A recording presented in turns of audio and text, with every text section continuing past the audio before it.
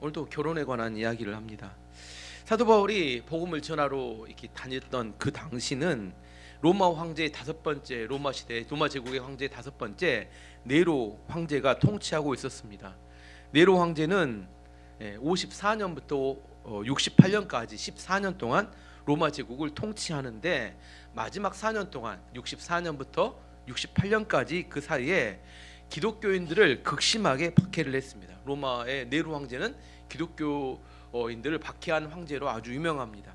그 중에서도 AD 64년에 로마시의 기름 창고에서 큰 화재가 발생했어요. 화재가 발생했는데 그 화재로 로마시 3분의 2, 로마시는 구역이 나눠졌는데 14구역 중에 10구역이 불에 홀라당 타버렸어요.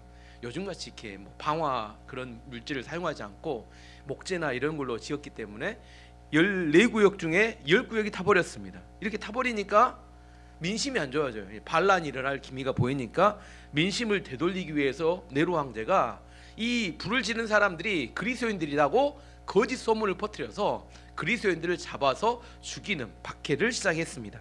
그 박해 때 베드로 사도가 십자가에 거꾸로 달려 죽고, 이 사도 바울이 그때 투옥되었다가 참수형을 당해서 죽습니다. 어떤 황제 때? 네로 황제가 그런 악한 짓을 했습니다. 근데 이 오늘 고린도전서를 쓰고 있는 이 시기는 뭐냐면 그 네로 황제의 박해보다 한 10년 전 이야기예요. AD 55년 56년경에 쓰면서, 근데 사도 바울은 하나님께서 은혜를 주셔서 그런 박해가 있을 것을 미리 짐작하고 감을 잡고 있었던 것 같습니다. 그래서 앞으로 임박할 환란이 있을 것인데 그 환란을 어떻게 준비해야 될지, 그런 관점에서 결혼에 대한 이야기를 합니다. 25절 26절 말씀 봐보면, 처녀는 결혼하지 않는 청년들 많아요. 처녀에 대하여는 내가 주께 받은 계명이 없으되 주의 자비하심을 받아서 충성스러운 자가 된 내가 의견을 말하더니, 내 생각에는 이것이 좋으니 곧 임박할 환란, 아까 말했던 10년 뒤에 있을 환란으로 말미암아 사람이 결혼하지 않고 그냥 지내는 것이 좋으니라. 성경에서 결혼하지 말고 그냥 지내래요. 그 뒤에 보면 뭐라고 하냐면, 결혼하면 너무 육신에 큰 고난이 있으니까. 어떻게 생각하세요? 동의한 사람들이 예, 성경이 그렇다는 이야기면 제 이야기가 아니라, 결혼은 하나님의 창조물입니다. 하나님께서 남자와 여자가 홀로 지내는 것이 좋지 않아서 함께 결혼하여 살라고 명령하셨습니다. 창세기 2장 18절 말씀 보시면, 여호와 하나님이 이르시되 사람이 혼자 사는 것이 좋지 아니하니 내가 그를 위하여 돕는 배필을 지으리라 하시니라. 이렇게 하고 하나님께서 아담을 잠을 재우셨어요. 그리고 갈빗배 하나를 빼가지고 하와를 만드셨습니다. 그리고 하와를 만들어가지고 어디 데려다 놔요? 아담의 본 앞에 데려다 놨더니 아담이 이렇게 눈이 헷가닥 뒤집어져가지고, 이는 내 뼈 중에 뼈고 살 중에 살이다. 너무 이쁘고 좋았다는 거예요. 그래서 뭐합니까? 결혼하겠다고 해서 하나님께서 결혼을 시켜서 한 가정을 이루게 만듭니다. 창세기 2장 24절 25절 말씀 보시면, 이러므로 남자가 부모를 떠나 그의 아내와 합하여 둘이 한 몸을 이룰지로다. 아담과 그의 아내 두 사람이 벌거벗었으나 부끄러워하지 아니하니라. 두 사람이 그때 당시는 옷이 없었으니까 벌거벗은 채로 살았지만 서로 부끄럽지 않았다. 이 말은 서로에 대해서 죄가 없었기 때문에, 온전히 하나를 이루었기 때문에 서로 부끄러워하지 않았다. 이게 최초의 가정이자 너무나 행복한 가정의 모습입니다. 하나님은 결혼의 창조자이시자 가정을 만드신 분입니다. 근데 사도 바울은 이 결혼에 대해서 달리 해석하고 이야기합니다. 너무나 고난과 임박한 고난이 심각할 가능성이 높기 때문에 청년들은 결혼하지 않고 그대로 지내는 게 좋고, 결혼했다고 생각한 사람은 이혼하지 않는 게 좋고, 이혼하거나 사별한 사람들은 재혼하지 않는 게 좋겠다. 27절 28절 말씀 보시면, 내가 아내가 아내에게 매었느냐 노이기를 구하지 말며 아내에게서 노였느냐 아내를 구하지 말라. 그러나 장가가도 죄 짓는 것이 아니요 처녀가 시집가도 죄 짓는 것이 아니로되 이들은 육신에 고난이 있으리니 나는 너희를 아끼노라. 이게 뭔 말인가? 아까 제가 설명한 이야기로 꼭 제 생각에 해석하면 이렇습니다. 부모님이 자녀가 저녁에 나갈 때 야 밤길 조심해라 이렇게 이야기하고, 차를 갖고 나가면 야 운전할 때 차 조심해야지 이렇게 이야기하고, 그다음에 친구 사귈 때 좋은 친구 사귀어야지 이렇게 이야기합니다. 지금 친구를 사귀지 말라는 이야기예요? 운전하지 말라는 이야기예요? 아니면 저녁에 돌아다니지 말라는 이야기입니까? 조심해서 돌아다니라는 이야기예요. 조심해서 돌아다니라는 이야기죠. 하지 말라는 이야기 아닙니다. 지금 결혼하지 말라는 이야기가 아니라 결혼하게 되면 환난과 어려움이 오니까 결혼하려면 정말로 많은 생각을 해보고 많은 대가를 치러야 되고 많은 희생이 따를 수 있다는 것을 알아야 한다는 겁니다. 10년 뒤에 환난이 있는데 결혼해서 아기를 결정 낳았는데 한 5살 정도 되면 그 아이를 어떻게 할 것인가 이 고민에 빠지기 때문입니다. 특별히 고린도 지역은 우상 숭배와 음란함이 가득한 장소라고 했어요. 고린도는 무역과 이 상업 그다음에 공업 이게 매우 발달한 도시였습니다. 그 당시에. 그래가지고 그 상인 연합회 길드라고 하는 그 장사하는 상인 연합회가 굉장히 잘 발달됐는데 이 상인 연합회가 주로 회식을 했던 장소가 우상의 신전이었습니다.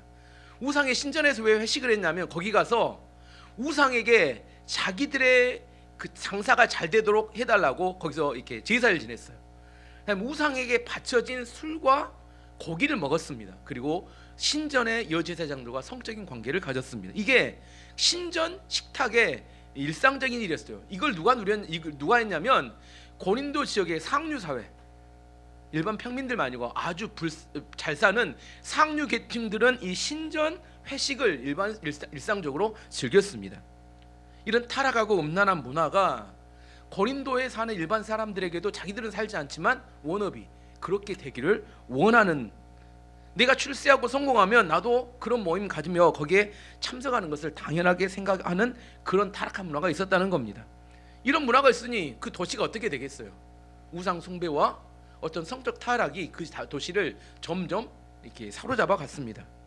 그런데 이런 도시에 뭐가 생겼냐면 교회가 하나 생겼습니다.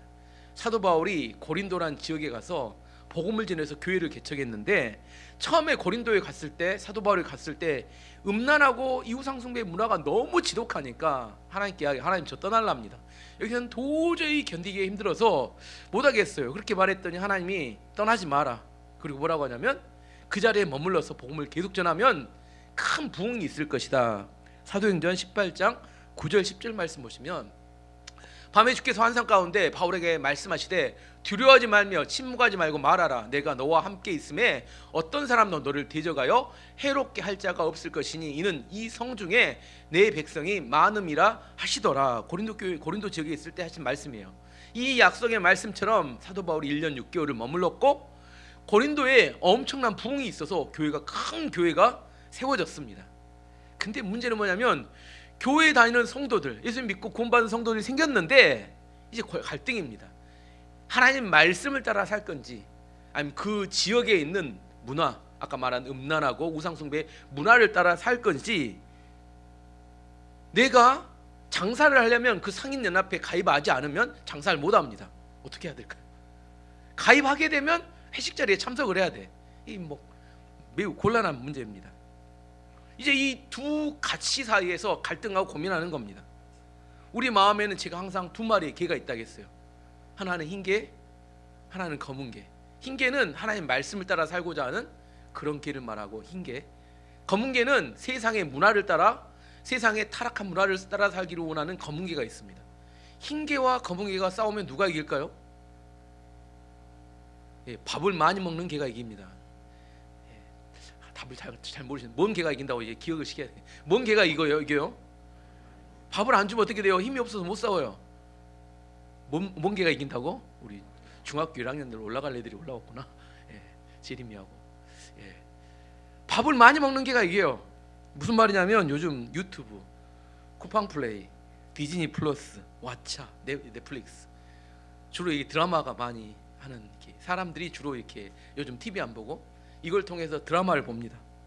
드라마는 우리 일상, 좋은 드라마도 제가 제일 좋아하는 드라마는 미스터 션샤인. 이거 굉장히 좋은 드라마입니다. 많이 볼수록 사람이 좋아져요.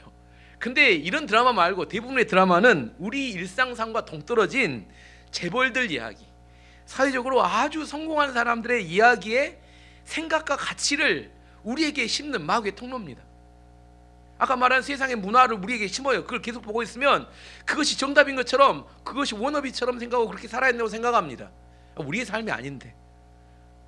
하나님의 백성들이 성경과 예배를 드리는, 성경을 읽고 예배를 드리는 시간과 드라마를 보는 시간, 이게 어느 것이 더 많은지에 따라 그들의 삶이 달라집니다. 흰 개가 이길지 검은 개가 이길지는 어떤 개가 밥을 많이 먹느냐에 따라 결정이 된다니까요. 여러분은 어떤 개가 지금 밥을 많이 먹고 있습니까? 그 개가 이기고 있어요. 내가 왜 그렇게 살아가는지는 그 배부른 개가 나를 장악하기 때문입니다. 제가 의과대학 다닐 때, 제가 예과생일 때 본과 3학년 선배들, 동문 선배들하고 식사할 기회가 있었습니다. 식사를 하는데 다 술을 마시니까 제가 이야기했습니다. 저는 신앙 때문에 술을 마시지 않습니다. 이야기했더니 어떤 선배가 고개를 깨우깨우 하더니 저한테 하는 말이, 그러면 무슨 재미로 사느냐 이렇게 물어봐. 무슨 재미로 사느냐. 그래서 그때 제가 대답을 했습니다. 저도 나름 재미있게 살고 있습니다. 그냥 이해가 안 된다는, 계속 고개를 깨우깨우 하세요. 한국 사회에서 술은 단순한 술만 의미하는 게 아니라 술 뒤에는 여자가 나오고 여자 뒤에 함께 합쳐진 많은 타락한 문화의 통로가 됩니다. 그 선배가 말한 술을 안 먹고 무슨 재미있게 사느냐, 술 자체가 재밌는 게 아니죠. 거기서 말하는 재미란 술과 함께 오는 여러 가지 문화적인 것들을 다 포함해서 하는 이야기. 우리는 한국 사회에서 술을 안 먹고 어떻게 재밌게 살 수 있느냐, 안 된가요? 술 안 먹으면 재미없나요?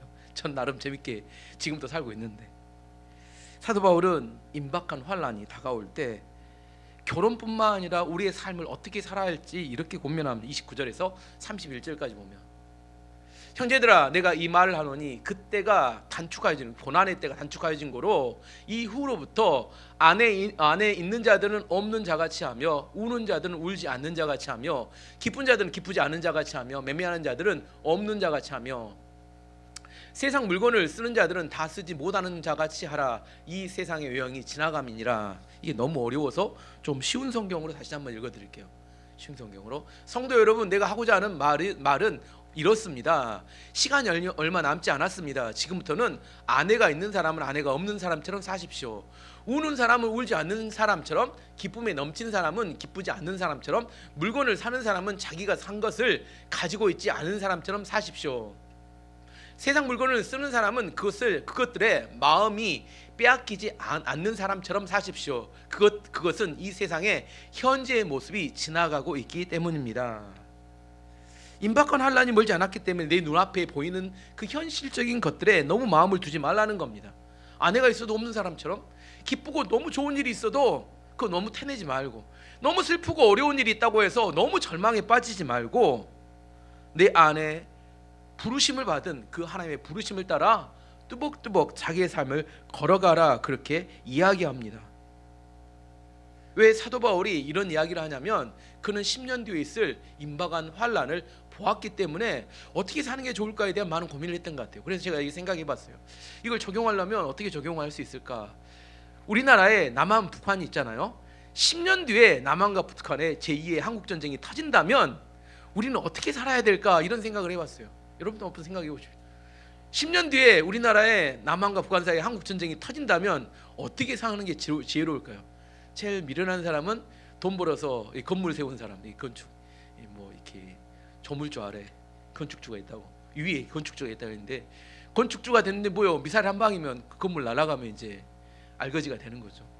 우리 삶 가운데 10년 뒤에 만약 한국전쟁이 터진다면, 그것이 내 안에 하나님께 나에게 알려준 진짜 리얼한 어떤 하나님의 진리라면 내 삶을 지금 나는 어떻게 살아야 될 것인가, 많은 생각을 해보게 됩니다. 어떻게 살아야 될까요? 일본으로 도망간다. 미국으로 이민 간다. 한국 돈은 쓰레기가 될 거니까 코인으로 돈을 축적한다. 뭐 등등등 뭐 많은 생각을 할 수 있을 것 같은데, 어쨌든 사도 바울 입장에서 지금 본인이 볼 때 10년 뒤에 임박한 환란이 올 것인데 어떻게 사는 게 지혜로울까를 생각하다가 묵상하며 이야기하는 겁니다. 고린도서 7장에 사도 바울이 성도들에게 고민하는 핵심의 고민은 뭐냐면, 하나님의 부르심을 받은 대로 살아가야 된다, 이렇게 말합니다. 부르심을 받은 대로 살아가라에 지난주 설교를 뭐였냐면, 있는 모습 그대로 살아가라. 너무 결혼에 매달리지 말고, 너무 슬프다고 슬퍼하지 말고, 너무 일이 잘 된다고 기뻐하지 말고, 내 안에 일이 잘 되면 감사하고, 내 안에 일이 너무 힘들면 기도하고, 하루하루 일에 일희일비하지 말고 부르심을 따라, 사명을 따라 살아가라. 왜냐하면 이 땅의 것들은 금방 지나가기 때문이다고 이야기합니다. 오늘은 구체적인 적용으로 우리가 부르심을 따라 하나님 앞에 살아갈 때 방해가 되는 요소들이 뭐가 있어요? 악한 마귀가 우리를 조급하게 만들어서 실제로 부르심을 따라 살지 못하고 있는 모습 그대로 못 살게 만드는 방해하는 요소 세 가지가 뭘까? 세 가지만 나눠보도록 하겠습니다. 첫 번째, 어떻게 하면 우리가 부르심을 따라 살지 못하게 될까? 아픈 이야기부터 하겠습니다. 세 가지 중에서 지나치게 빚지지 마라. 첫 번째, 너무 많은 빚을 지게 되면 부르심을 따라 살고 싶은데 사실 그렇게 살기가 너무 어렵게 됩니다. 지금 전 세계는 부채 위에 전 세계가 유지되는 것과 똑같아요. 국가는 돈을 찍어낼 수 있으니까 무조건 찍어내 가지고 이렇게 빚을 안 갚고 계속 이렇게 빚을 더 늘려갑니다. 그걸 이렇게 채권이라고 하죠. 국채를 발행해서 빚을 이자를 갚고 또 빚을 또 내서 세상은 다 이렇게 빚더미 위에 올라가 있어요. 국민들에게 뭘 권하냐면 빚을 권하는 사회입니다. 싼 이자로 뭐 부동산을 사게 만들고, 그래서 빚이 많아지도록 만들어 갑니다. 뭐 빚에 대한 이야기는 할 말이 많지만 어쨌든 이 시대에 빚을 안 지고 사는 사람이 어리석은 사람처럼 세상이 만들어가요. 그래서 우리가 너무 많은 빚을 지게 되면 이제 부르심을 따라 사는 하나님의 종이 되기가 어렵고 빚의 종이 되기 쉽습니다. 그래서 잠언 22장 7절이 우리에게 이렇게 말합니다. 부자는 가난한 자들을 주관하고 빚진 자는 채주의 종이 되느니라. 잠언 뭐라고 이야기하면 빚을 많이 지면 그 돈을 빌려준 사람의 종이 된다, 이렇게 이야기합니다. 우리가 부르심을 따라 살기 위해서 현재 소유에 너무 집착하고 소유에 너무 매이지 않기 위해서는 상대화할 줄 알아야 되는데, 지난주에도 설교했습니다. 상대화한다는 것은 있으면 좋지만 없어도 괜찮다, 이게 상대화입니다. 다시 한번, 상대화가 뭐라고요? 있으면 좋지만 없어도 괜찮다. 이렇게 살 수 있어야 우리가 부르심을 따라 살 수 있는데, 빚을 너무 많이 지면 어떻게 살아요? 없으면 안 돼요. 없으면 망합니다. 이렇게 되니까 우리 안에서 부르심을 따라가지 않고 결국 돈의 종이 됩니다. 로마서 13장 8절은 우리에게 이렇게 권면합니다. 피차 사랑의 빚 외에는 아무에게도 아무 빚을 지지 말라. 남을 사랑하는 자는 율법이 다 이루었느니라. 성경 뭐라고 이야기하면 사랑의 빚 외에는 빚을 지지 말라, 그렇게 이야기합니다. 이 말씀을 제가 어렸을 때 하던 교회에서 이렇게 적용했어요. 하나님의 백성은 빚을 지면 안 된다. 그래서 빚을 지면 죄 짓는 걸로 이렇게 등가를 매겨. 그래서 이제 그렇구나, 어렸을 때.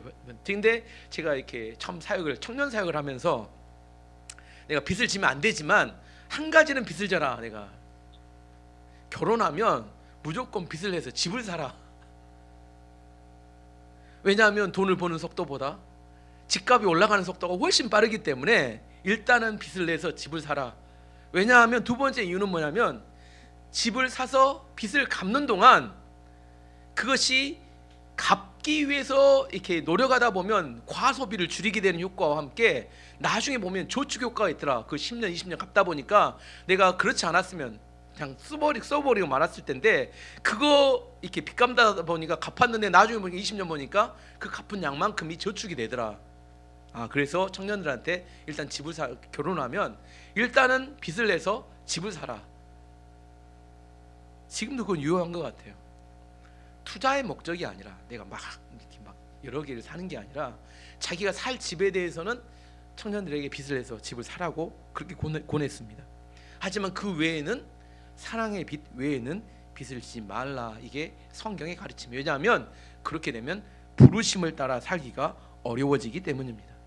두 번째, 우리가 부르심을 따라 살지 못하게 하는 두 번째 이유는 지나친 기대를 하기 때문에, 지나친 기대를 조심하라.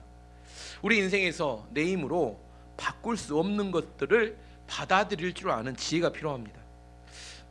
그 당시 예를 하나 들어보면 노예 생활하는 사람이 있었어요. 노예 생활을 하는 사람의 가장 간절한 바람은 자유인이 되는 겁니다. 자유인이 되면 얼마나 좋겠습니까? 하지만 자유인이 되는 기회가 얼마나 오겠습니까? 한 100명? 1000명이 있으면 한 명이나 될까 말까. 그럼 내가 99명에 속해서 자유인이 될 수 없다면 어떻게 살아야 돼요? 노예인 것을 받아들이고 살아야 내 안에 행복하고 내 안에 정말 그 부르심을 따라 살 수 있게 됩니다. 모든 노예가 해방되는, 뭐 링컨 대통령이 노예 해방을 위한 전쟁하듯이 그런 어떤 그 시대적 사명으로 노예 해방이 있었다면 상관이 없지만, 그렇지 않는다면 우리는 대부분 바꿀 수 없는 것을 내가 받아들이고 살아가는 것이 훨씬 더 현실적이고 내 부르심에 맞게 살아가는 겁니다. 여러 번 예를 들었지만 어떤 자매가 맞선을 보러 갔어요. 근데 그 자매는 항상 기도하는 이상적인 리스트가 있습니다. 나는 이런 사람과 결혼하고 싶습니다. 첫 번째, 명문대를 나와야 되고, 두 번째, 좋은 직장이 있어야 되고, 대부분 탈락. 세 번째, 키 크고 잘생겨야 되고, 거의 없는 것 같은데, 네 번째, 좋은 집안이어야 돼요. 집안이 좋아야 돼요. 다섯 번째가 제일 중요합니다. 믿음도 좋아야 돼요. 자, 이런 사람이 있을까요? 없을까요? 제 보기는 이 땅에 존재하지 않는, 뭐 하는, 예수님이 오셔도 안 되는 그런 상황인 것 같은데, 근데 이런 기준을 가지고 항상 가지고 있었어요. 그래서 맞선을 보러 나가면 어떤 사람이 나와. 그러면 자기 기준에 딱 리스팅 해가지고 해보면 뭐 보자마자 탈락. 그럼 어떻게 돼요? 이야기 안 하고 그냥 이렇게 짐 싸서 이렇게 감사합니다 하고 이렇게 죄송합니다. 나 바쁜 약속이 나옵니다. 그러면 그 지나친 기대 때문에 뭐가 안 돼요? 만남이 안 돼요. 지나친 기대 때문에 사랑하려면 일단 대화를 해보고, 혹시나 또 내가 모르는 장점과 가치가 있을 수 있으니까 대화를 해보고 이야기를 해봐야 그 사람의 가치를 알 수 있는데, 이미 대화하기 전에 이미 게임이 끝난 겁니다. 이미 더 이상 이야기가 안 돼요. 왜? 지나친 기대가 우리의 삶을, 현실을 무너뜨릴 수 있다는 겁니다. 교회에서 맨날 좋은 이야기만 듣다 보니까 현실과 다른 너무 높은 기대를 가지고 살아갈 때 만들어지는 겁니다. 믿음이란 하나님께서 나에게 허락하신 환경과 상황과 사람들을 인정하고 받아들이는 것으로부터 출발합니다. 이게 믿음이에요. 안 되는 것을 억지로 되게 하는, 이게 믿음이 아니라 나에게 주어진 환경과 상황에 대해서 내가 믿음으로 받아들일 때부터 그것을 믿음이라고 합니다. 해밍웨이가 썼던 그 노벨상을 탔던 노인과 바다라는 소설 유명합니다. 어떤 한 노인이 있어요. 노인이 오늘 물고기를 이게 바닷가에 잡는데 84일 동안 물고기를 한 마리도 못 잡았어요. 그래서 주변 사람들에게 비아냥거리고 이렇게 놀림을 받아요. 물고기 못 잡는 노인이라고. 이 노인이 그래서 85일째 되는 해 먼 바다를 나가서 이렇게 낚시를 했는데 진짜 큰 청새치, 엄청 큰 물고기를 이렇게 잡게 됩니다. 근데 이 물고기가 너무 크다 보니까 2박 3일을 사투를 벌려요. 이 물고기가 도망가려는 걸 잡아가지고 2박 3일 만에 가까이 결국 유도해가지고 작살로 찔러서 잡았습니다. 근데 이 물고기 너무 큰 거예요. 너무 커서 배 위로 올릴 수가 없어. 그래서 이 노인은 생각하기를 이 물고기를 그대로 배에 묶어가지고 끌고 항구로 와야겠다. 근데 이 작살이 굽힌 물고기에 피가 흐르니까 상어떼가 이 물고기 피 냄새를 맡고 모여듭니다. 그리고 그 노인이 그 상어떼를 쫓으려고 했는데 결국 쫓지질 못하고 항구에 도착해 봤더니 결국은 그 큰 물고기에 앙상한 뼈만 남아있고 물고기 하나도 없는 거예요. 다 상어떼가 먹어버린 겁니다. 이 노인은 허탈한 마음으로 항구에 도착해서 자기 집에 가서 낮잠을 잡니다. 낮잠을 자는데 어떤 꿈을 꾸냐면 아프리카 평원에 가서 밀림에 가서 사자를 잡는 꿈을 꾸면서 이 소설이 끝이 납니다. 해밍웨이가 우리 인생을 꼭 노인과 같이 아프리카 평원에서 사자를 잡는 꿈을 꾸고 있지만 현실은 뭐예요? 그 현실은 앙상한 뼈만 남은 큰 물고기 같다. 이것을 이야기하고 싶었던 것 같아요. 지나치게 큰 꿈 속에 살지만 실제 현실은 앙상한 큰 뼈만 남아있는 물고기. 그게 누구예요? 그게 누구라고요? 우리 모습이네. 우리 모습. 살은 하나도 없어. 뼈만 있어. 뭔가 그럴싸해. 큰 물고기야. 사투를 해서 잡았어. 내 인생을 걸고 사투를 해서 잡았는데 남는 게 없어. 열매가 없어요. 뼈만 남아있어. 아까 말한 빛만 남아있어. 뭔가 의미가 있는 것 같은데 의미가 없어요. 의미 있다고 뭔가 보여줍니다. 낚시해서 이렇게 크게, 우리 보통 낚시한 사람들은 뻥이 심하잖아요. 뭐 창호주로 하는데 뭐 몇 인치 잡았다 하는데 항상 이렇게 들 수도 없는 그런 이야기 하잖아요. 지나친 기대감이 우리에게 주어진 현실의 작은 것들을 무시하게 만듭니다. 나에게 주어진 작은 사람들, 나에게 주어진 작은 일들, 나에게 있는 주변에 있는 작은 것들에 대해서 충성하고 헌신해야 그 다음에 큰 것이 주어지는데, 우리 안에 부르심을 따라 살지 못하는 두 번째 이유는 지나친 큰 기대감이나 꿈이라는 겁니다. 마지막 세 번째, 우리로 하여금 부르심을 따라 살도록 하는 것은 밑바닥으로 내려가는 용기가 있어야 합니다. 일반적으로 사람들에게 밑바닥은 춥고 힘들고 어려운 장소입니다. 그래서 할 수만 있으면 그 자리를 피하고 싶고 내려가고 싶어 하지 않아 합니다.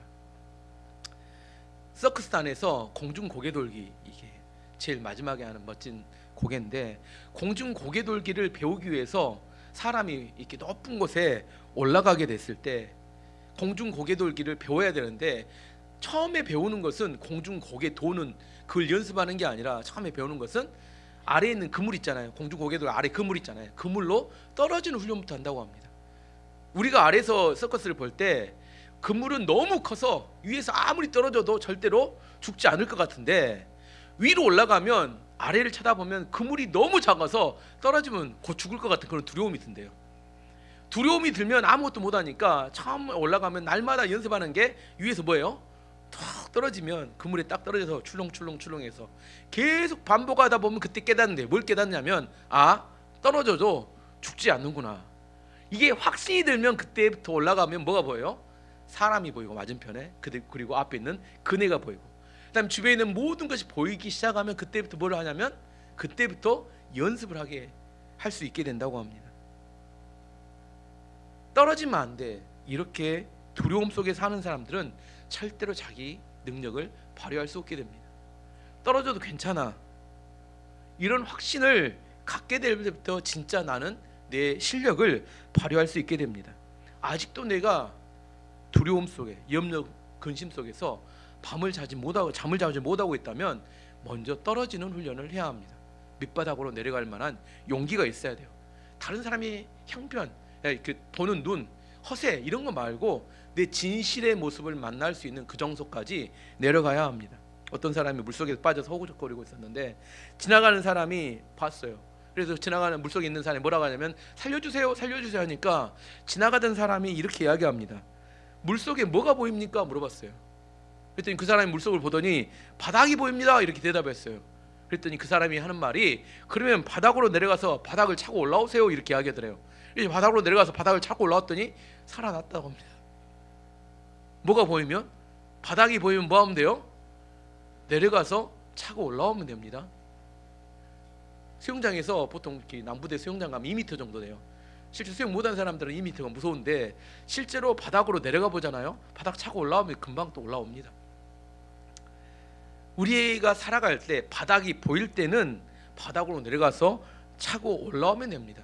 근데 우리 인생의 진짜 위기는 뭐냐면 늪과 같이 빠져가는데, 내려가는데 바닥이 보이지 않고 바닥을 느낄 수 없는 곳이 상황이 있다면 그건 진짜로 위험한 것입니다. 지옥을 요한계시록은 무슨 말로 표현하냐면 무저갱이라고 하면 무저갱. 지옥은 무저갱이라는, 무저갱은 뜻을 해자면 없을 무, 바닥쳐, 구덩이, 바닥이 없는 구덩이가 무저갱이에요. 지옥이란 어떤 곳이냐면 끝없이 떨어지는 곳입니다. 인생이 가장 두려울 때가 그런 겁니다.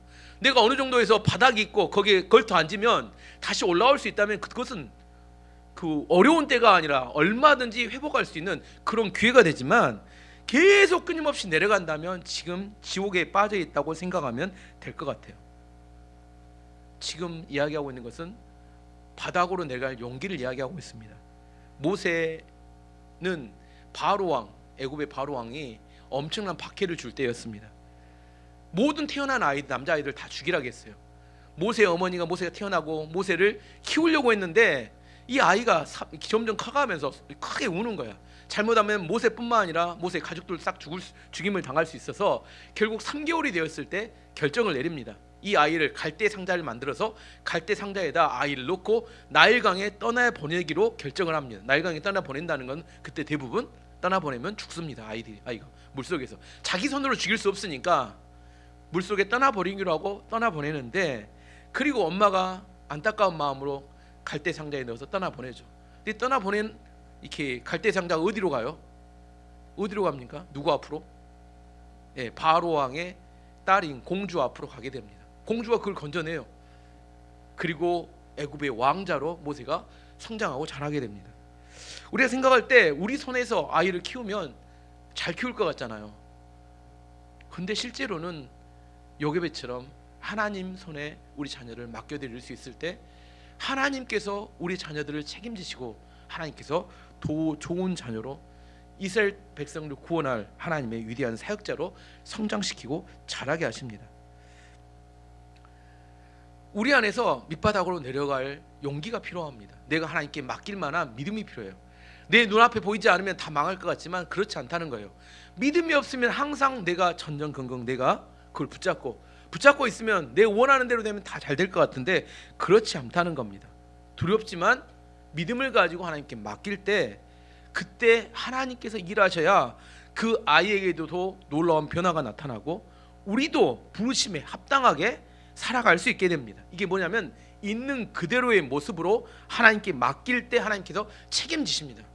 내가 원하는 것이 있어요. 그것이 안 이루어지면 안 되는 것처럼 발버둥을 칠 때 그때가 제일 어렵습니다. 내가 있어도 그만이지만 있어도 좋지만 없어도 괜찮아요. 이게 상대화라겠는데 없어도 괜찮아요 하고 하나님께 맡길 수 있을 때 그때 하나님으로부터 놀라운 기적이 시작되는 타임인 것을 알아야 합니다. 내가 하려고 해서 안 돼요. 하나님께서 허락하시면 하나님께서 나에게 밑바닥으로 내려가는 것을 허락하셨다면 기꺼이 밑바닥으로 내려갈 용기가 필요합니다. 그럴 때 우리는 하나님의 부르심 앞에 있는 모습 그대로 살아갈 수 있게 됩니다. 오늘 말씀의 결론을 맺도록 하겠습니다. 부르심을 따라 살아가면 진짜 내 인생을 살 수 있는데 부르심이 아니라 자기 원함대로 살 때 우리는 항상 헛발질할 때가 많습니다. 부르심을 따라 살아가기 위해서 방해가 되는 세 가지. 첫 번째, 지나치게 많은 빚을 지면 안 됩니다. 무슨 말이에요? 빨리 갚으시라는 이야기입니다. 두 번째, 지나치게 큰 기대를 가지면 안 됩니다. 현실을 받아들이라는 이야기입니다. 세 번째, 내가 밑바닥으로 내려가게 하나님 허락하셨다면 기꺼이 밑바닥으로 내려갈 용기가 필요합니다. 그럴 때 내 있는 모습 그대로 안에서 진짜 내 인생을 살게 되고 내가 진짜 인생을 살게 될 때 더디지만 점점 차오르는 내 인생의 삶이 변화하게 됩니다. 마지막으로 한 가지 예만 들면 제가 이제 병원에서 환자 보다 보면 욕창이 생겨요. 엉덩이에 욕창이 생기는데 크게 이렇게 까맣게 이게 썩어갑니다. 그러면 욕창이 생길 때 욕창을 이렇게 이제 결국 위가 칼로 이렇게 걷어내거든요. 우리 기준이 뭐냐면 어디까지 걷어내면 욕창이 치유될 수 있을까? 어디까지 걷어내면? 우리의 기준은 뭐냐면 피가 날 때까지입니다. 이게 검은 데를 다 걷어내야 돼요. 어느 정도 피가 나면 피가 찍찍 흐를 때까지 걷어내면 이가 밑바닥까지 가는 겁니다. 근데 사람들이 어떻게 하냐면 중간에 이렇게 하다가 너무 안타까우니까 멈춰요. 피가 나면 겁나서. 근데 그러면 뭐냐면 죽은 살은 거기에 균이 가득해요. 세균이 가득합니다. 죽은 살부터 시작해서 아래로 점점 썩어 내려가기 때문에 반드시 죽은 살을 다 걷어내고 이게 피가 난다는 걸 살아있는 살을 말합니다. 살아있는 부분이 나올 때까지 걷어내야 그 다음부터 아래에서 새 살이 차오릅니다. 무조건 기준은 우리 기준은 뭐냐면 피가 날 때까지 이게 기준입니다. 이게 밑바닥까지요. 힘들죠. 어렵습니다. 여러분 죽은 살 가지고 그럴싸하게 아까진기 바르고 꺼지 덮은다고 해서 살아나는 게 아닙니다. 어디까지요? 죽은 살이 다 제거되고 그 피가 날 때까지 그 살을 걷어내면 그때부터 이제 새 살이 차오르고 내 안에 회복이 되어지고 건강한 피부가 다시 그 안에서 자라나게 됩니다. 어렵고 힘든 이야기 오늘 했습니다. 하지만 정말 우리 안에서 2025년 쉽지 않은 한 해이지만 하나님의 은혜가 필요한 때지만 우리가 마음을 새롭게 하고 변화를 받아서 정말 놀라운 기적 같은 2025년 한 해가 되기를 기도합니다. 시간 함께 기도하도록 하겠습니다.